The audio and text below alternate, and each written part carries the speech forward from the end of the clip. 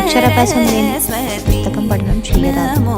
సరస్వతీదేవి యొక్క అనుగ్రహం యశస్సుకి కారణం కావాలి. యశస్సు అంటే కీర్తి ఎవరు పొందుతారో వారు పరదేవత అనుగ్రహం పొందుతారు.